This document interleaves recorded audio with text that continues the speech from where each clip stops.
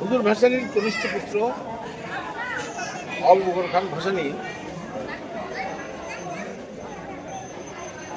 মৃত্যুবার্ষিকী আজ। তার মৃত্যুবার্ষিকী প্রত্যেক বছরই এখানে পালিত হয়। হুজুর ভাসানীর ভক্তবৃন্দ, তার মুরিদান, আবু বকর খান ভাসানীর অনুসারী, তার মুরিদান সবাই এখানে মিলিত হয়। দিনভর তারা এখানে হুজুর ভাসানীর মাজার শরীফে আসে, সেখানে হাতে আদায় করে। আবু বকর খান ভাসানীর মাজারেও যায়, সেখানেও তারা হাতে আদায় করে। প্রচুর লোকের সমাগম এবং তারা এখানে তোবারক বিতরণ করে। আমি প্রতি বছরই আসার চেষ্টা করি, অনেক সময় আসতে পারি না, কিন্তু এই যে আয়োজন, এই আয়োজনের মধ্যে যে এত মানুষের অংশগ্রহণ, তাতেই বোঝা যায় মজলুম নেতা মাওলানা আব্দুল হামিদ খান ভাসানী মানুষের হৃদয় এখনো বেঁচে আছে এবং ভবিষ্যতে থাকবে। এবং হুজুর ভাসানীর উত্তরসূরি যারা, তারা হুজুর ভাসানীর অসমাপ্ত কাজ সমাপ্ত করার ক্ষেত্রে নেতৃত্ব দান করবেন। এটা আমি একজন হুজুর ভাসানীর অনুসারী হিসেবে, তার একজন ভক্ত হিসেবে, তার একজন কর্মী হিসেবে আমি সেই কামনাই করি। এবং হুজুর ভাসানীর যে আদর্শিক দিক, এই দিকটা তারা সামনের দিকে নিয়ে যাবে, মানুষকে হুজুর ভাসানীর আদর্শ, সেই আদর্শকে প্রচার করবে। আমি একজন রাজনীতিবিদ, রাজনীতি কর্মী, হুজুর ভাসানীর ভক্ত,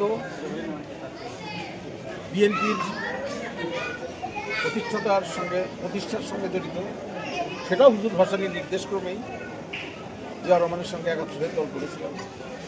এইখানে বসেই তিনি নির্দেশ করেছিলেন, সেই কারণে বিএনপি করে চলেছিলাম জিয়া রহমানের সঙ্গে।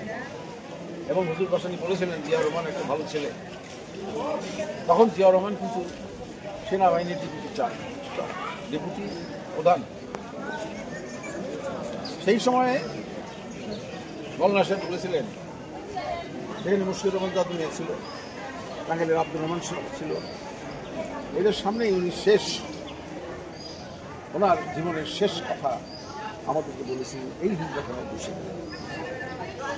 সেই কারণেই বিএনপি প্রতিষ্ঠা, সেই কারণেই জিয়া রহমানের সঙ্গে আমাদের যোগদান এবং তার সঙ্গে দল করা।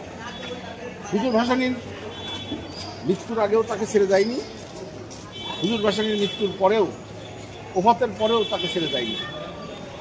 এখনও হুজুর ভাসানীকে সম্মান করি, শ্রদ্ধা করি, যতদিন বেঁচে আছি ততদিন তাকে শ্রদ্ধা করবো, ভক্তি করবো, সম্মান করব এবং আশা করব তার দ্বারা অসংখ্য ভক্তবৃন্দ আছে দেশ এবং দেশের বাইরে, তারা হুজুর ভাসানীকে নিয়ে তারা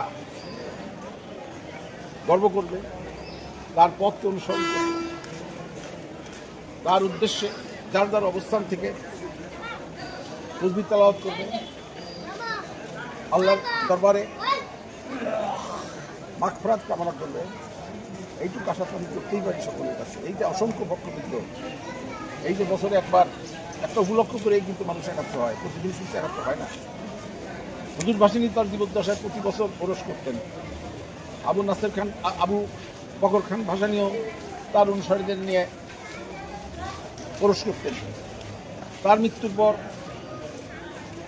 তার ওরস হয়, আজকে যেমন হচ্ছে, ভবিষ্যতে এরকম হবে। এবং এই উপলক্ষে একটা উপলক্ষ করে মানুষ একাত্র হয়, তার ভক্তবৃন্দ একাত্র হয়, নারী পুরুষ নির্বিশেষে। ভবিষ্যতেও যাতে তারা একাত্র হয় এবং তাদের স্মরণ করে, সেই কামনাই আমি করি। ধন্যবাদ।